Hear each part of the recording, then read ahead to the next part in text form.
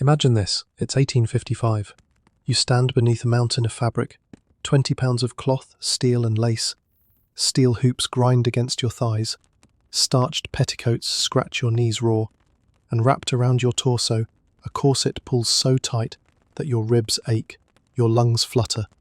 Full breaths are a luxury. Bending? Impossible. This isn't theatre. This isn't costume. This is survival. This is simply getting dressed for the day. And now, you need to pee. But there's a problem. You are entombed in what is essentially portable architecture. A wearable cage. A fortress of silk and steel. There's no slipping away discreetly. You can't even find yourself under the labyrinth of hoops, ties, laces and hems. The room around you is a painting of civility. Gentlemen tilt monocles, ladies flutter fans, silver spoons clink against porcelain teacups, and not a soul acknowledges that beneath 5 feet of crinoline, you are locked in a silent, private war. With your own bladder, you shift. Nothing moves. The dress doesn't yield. The steel holds its line. Pressure mounts. Your body pleads. The chamber pot awaits. Somewhere. But how? How do you even begin? Here lies the cruel genius of Victorian fashion. Women didn't merely use the bathroom, they orchestrated it. An elaborate, private ballet of survival beneath the most impractical garments ever engineered. Before a Victorian woman ever considered her morning tea, she armoured up. It began with the chemise, a whisper of linen, the only soft mercy her skin would feel all day. Then came the corset. Laced ruthlessly tight, it wasn't just about silhouette, it was about dominance, about squeezing the flesh into a socially approved shape. Over time, corsets warped ribs, displaced organs, posture became mandatory, breathing optional. Then came the petticoats, layer upon suffocating layer, linen, cotton, horsehair, each one adding weight, trapping heat, expanding her silhouette until she became a cloud of fabric or a prison wrapped in ribbons. And then, the crown jewel of absurdity, the crinoline. Imagine a steel cage 6 feet wide, strapped to your hips. Walking required calculation. Sitting demanded geometry. Passing through doorways became a tactical maneuver. It was less a dress than a mobile monument. This was fashion not as adornment, but as a weaponized statement of class and control. A walking sculpture that declared wealth, femininity, and subjugation in equal measure. But beneath this towering spectacle lurked an unspoken agony. None of it was designed for the realities of a living, breathing, bodily human, certainly not for something as natural and as inescapable as the need to relieve oneself. The cruel irony? The more perfect your appearance, the less freedom you had. Victorian fashion was not just a cage of steel and silk, it was a system of control. Control of breath, control of movement, control of the body itself. And so one question echoed behind the satin, the lace and the cold, unbending hoops. When your dress won't let you bend, how on earth do you go to the bathroom? A prison of silk and steel, the bathroom horror of the Victorian woman. Imagine this, the first pang strikes, a subtle cramp deep in the belly. For the modern woman, it would mean a casual glance toward a restroom sign. But for a Victorian woman, entombed in her dress, no, this was no simple inconvenience. This was the opening note of a silent war. Her body, swaddled in 20 pounds of cloth, bone and steel, becomes an unyielding coffin of fashion. A crinoline, an iron-caged monstrosity, constricts her waist, braces her hips and crushes her ribs. Beneath are layers of petticoats, embroidered underskirts, linen chemises and stockings, each stitched with the thread of social expectation, each designed not for function but for oppression. The pressure mounts, her bladder screams, first a whisper, then a howl muffled beneath the weight of lace and modesty. But Victorian society offers no mercy, no leeway for the grotesque reality of the human body.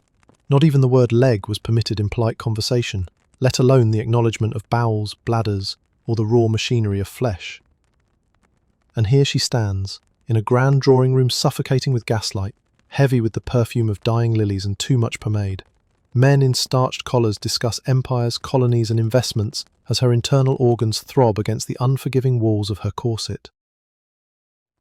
Her spine aches, her abdomen swells with dread, but her face must remain an undisturbed porcelain mask.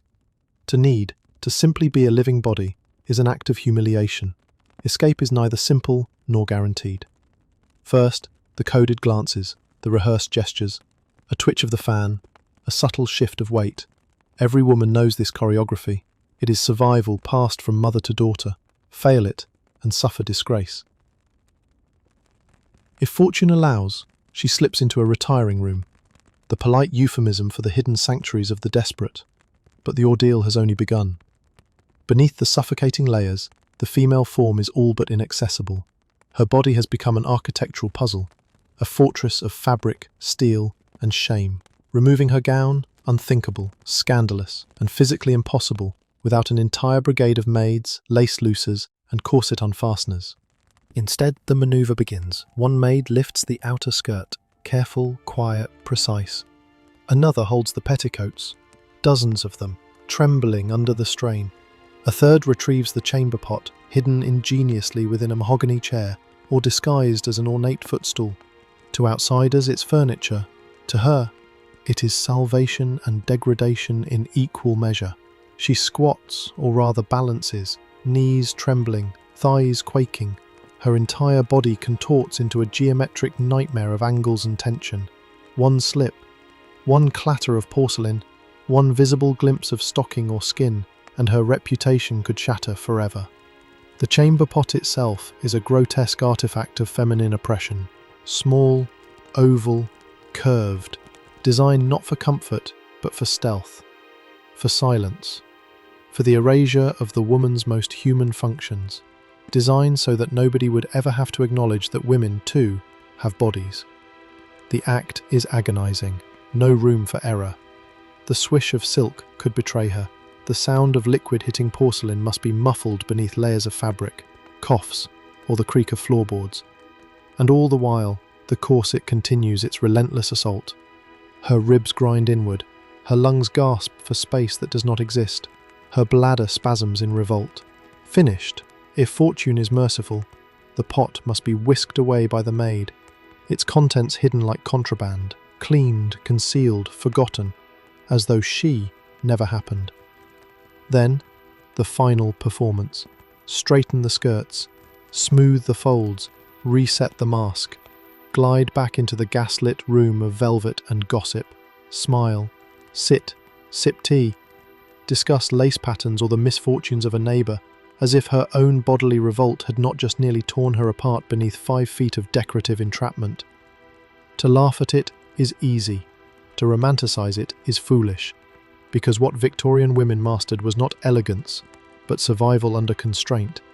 Daily, they endured a quiet, torturous war against their own flesh, against a society that demanded they become living statues, ornamental, pristine, and utterly silent in their suffering.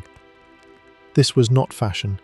This was imprisonment stitched in satin, a world where even kneading was a sin, where women did not go to the bathroom, they orchestrated an invisible crisis, a crisis wrapped in lace, steel, and the terror of being found out.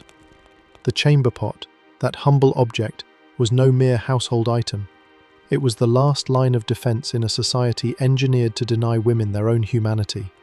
In Victorian times, a woman's greatest act of rebellion was simply to endure and survive. The hidden orchestration beneath the ballroom, a history of Victorian survival in silence. Picture this, a grand Victorian ballroom awash in the warm glow of candlelight. Crystal chandeliers shimmer like constellations overhead. Music swells, a sweeping waltz as couples glide across polished marble floors. Skirts ripple like silk waves, brocade and lace flowing in perfect rhythm. To the casual observer, this is a scene of opulence, grace, and impossible poise. But beneath the velvet and pearls, behind the flutter of painted fans and the carefully measured laughter, lay a hidden world. A secret choreography, as precise and disciplined as any military drill, designed to address one of life's most inconvenient necessities, the simple yet socially treacherous act of relieving oneself. For a Victorian woman, the ballroom was a battlefield of endurance. Draped in 30 pounds of layered fabric, corsets drawn tight enough to compress ribs, petticoats stacked in suffocating abundance, and steel hoops that turned the body into a moving cage. Her mobility was reduced to ceremony. Excusing oneself was not merely inconvenient, it was a logistical nightmare laced with the threat of public humiliation. Yet somehow they managed, seamlessly, invisibly. The key to this vanishing act was the retiring room, an antechamber tucked discreetly beyond the gilded doors of the main hall. Lavishly furnished, yet hidden in plain sight, it was both sanctuary and stage. Inside, a cadre of ladies' maids stood at attention, not merely trained in etiquette, but in a silent mechanical precision that bordered on artistry. When a lady slipped through the doors, the operation began without a word. Each movement was rehearsed, every gesture practiced until it became second nature. One maid gathered the outer petticoats, lifting the stiff embroidered layers with practiced hands. Another adjusted the cumbersome steel hoops of the crinoline, creating an aperture within the fortress of fabric. A third positioned the chamber pot beneath the maze of skirts with clinical accuracy. No words were exchanged. Eye contact was minimal. The act was performed in utter silence, as though acknowledging the body itself was an indecency. Within moments, the deed was done. Skirts lowered, hoops resecured, wrinkles smoothed, and the lady, her composure untouched, glided back into the glittering throng as if nothing had happened. What is astonishing is not merely the logistics, but the psychological mastery demanded by this ritual. Victorian women were trained from girlhood to move with dignity under suffocating constraint, to remain poised under the crushing weight of fabric and the crushing weight of expectation. They had to suppress discomfort, ignore bodily needs, and transform vulnerability into invisibility. To falter was to risk ridicule, to show strain was to court social death. And if the weight of the fabric was a cage, then the reality beneath it was even more astonishing. For much of the 19th century, Victorian women wore no underwear as we understand it today. Beneath the corsets, the starched petticoats, and the towering crinolines was nothing. No drawers, no bloomers, just skin, air, and an unspoken agreement that modesty was maintained not through cloth, but through the very architecture of the dress itself. Why? Because the sheer design of early Victorian fashion rendered the concept of modern undergarments absurd. Imagine 30 pounds of hoops, wire, and fabric anchored to the waist. There was no practical way to pull anything down short of fully undressing. The structure that preserved public modesty was the same structure that made private functions nearly impossible. But this freedom came with its own hazards. A strong gust of wind could transform a 6-foot-wide skirt into a billowing sail, snapping upwards like a parasol turned inside out. And when that happened, it wasn't just ankles exposed, but far more than Victorian society could politely ignore. Scandals, fainting spells, and whispered ruin followed. It was a crisis that demanded innovation, and so emerged one of the most peculiar artifacts of Victorian engineering, the split-crotch drawer. To modern ears, it sounds scandalous. To Victorian women, it was salvation. These were undergarments composed of 2 separate pant legs joined only at the waistband, with an open centre beneath. Modesty was preserved, while access to the chamber pot was finally possible, without stripping away the towering architecture of the dress. They were not adorned with lace or meant for seduction. They were brutally functional, born from necessity. And like so much in Victorian life, they existed in that fragile space between secrecy and survival, between the appearance of perfection and the constant threat of collapse. Behind every graceful bow, every curtsy, and every floating waltz was a hidden world of discomfort, discipline, and discreet manoeuvring.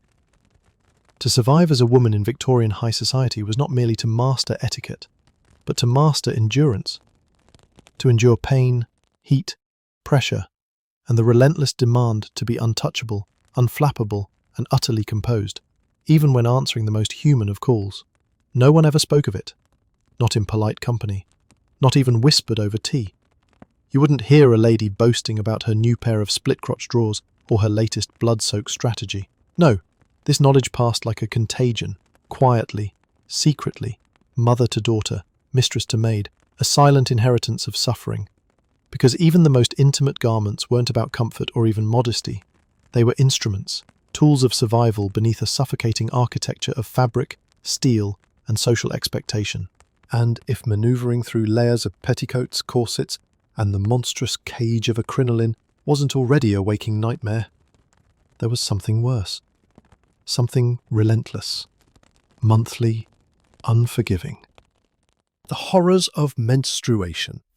No tampons, no pads, no privacy, no conversation, just blood and silence. Talking about it, even among friends, was as unthinkable as stripping naked in the middle of a church. The very existence of a womb was an unspeakable shame. And yet, beneath corsets so tight they bruised ribs, under suffocating wool, lace and bone, women bled, quietly, invisibly, or else. So how did they endure? They became engineers of agony. Hand-stitched pads from flannel rags, scraps of raw cotton, clumps of moss, sheep's wool, anything soft, anything absorbent, anything to stave off the crimson betrayal their own bodies threatened. These makeshift pads were strapped to the body using a contraption charmingly called the T-bandage, a belt of ties cinched around the hips, designed not for comfort but for containment. There were no adhesives, no elastic, no mercy. And on heavy flow days? 12 to 20 agonizing changes. Imagine it, corset unlaced, petticoats hauled, crinoline tilted, all while praying no blood had leaked into the silk, because a stain wasn't just embarrassing, it was social death. Servants, usually young girls barely past childhood, became silent accomplices in this theatre of endurance. Their hands scrubbed the soiled rags, their eyes lowered, their mouths sealed. Mothers passed down secrets in whispers, but only just. Society demanded the performance of perfect womanhood. No cracks, no stains, no evidence of humanity. And all this in homes without plumbing, without water on tap, without toilets, just chamber pots, cold basins, and the gnawing terror that someone might see, might smell, the truth of your existence. But the horror didn't stop at menstruation. Beneath gowns that weighed nearly 30 pounds, women carried another secret. Their clothes were almost never washed. Silks, velvets, and laces were far too delicate, too expensive, too dangerous to launder. A single washing could ruin a gown. Some dresses went years, decades, without ever touching water. They were worn, sweated in, bled in, cried in, then folded away as if nothing had happened. So how did they survive the rot, the grime, the slow accumulation of filth against their flesh? Layers, ritual, obsession. The first sacrificial garment was the linen shift. It hugged the skin like a second hide, soaking up sweat, oil, and odour. This was washed often, sometimes daily, not out of luxury, but necessity. It was the first defence against the creeping filth. Next came the corset, pressing flesh until lungs struggled to expand. Petticoats ballooned outward like defensive barriers. But still, no matter how many layers, they couldn't halt the stink of the body forever. So the powders came. Crushed chalk, rice starch, they dusted it on their skin, into their hair, onto their dresses, anything to absorb the grease, the sweat, the slow decay. After every wearing, gowns were brushed, never washed, then hung in breezeways, hoping the wind might carry away the sour breath of humanity clinging to the fabric. Perfumes, pungent and overwhelming, were not luxury, they were camouflage. Layer upon layer, trying to smother the evidence that beneath the satin and lace was meat, decaying, sweating, bleeding flesh. And behind it all, labour, an invisible army of women, the laundresses, the maids, the seamstresses, waging daily war against entropy, boiling rags in lye, scraping stains by hand, airing corsets over hedges. Their hands were cracked and raw, their backs bent, their lungs filled with the damp, sour reek of unwashed humanity, mingled with lavender water and orris root. Hygiene was not cleanliness. It was not health. It was illusion. A brutal, relentless performance of purity in a world rotting from the inside out. Victorian women were not delicate flowers. They were prisoners in silk cages, warriors armed with starch, perfume, and ritual. Their existence was a grotesque ballet of suffering wrapped in velvet and bone. Beneath the chandeliers and the gaslights, beneath the pearls and the parasols, was a truth no one dared speak. Womanhood was a blood-soaked endurance test, and they made it look effortless.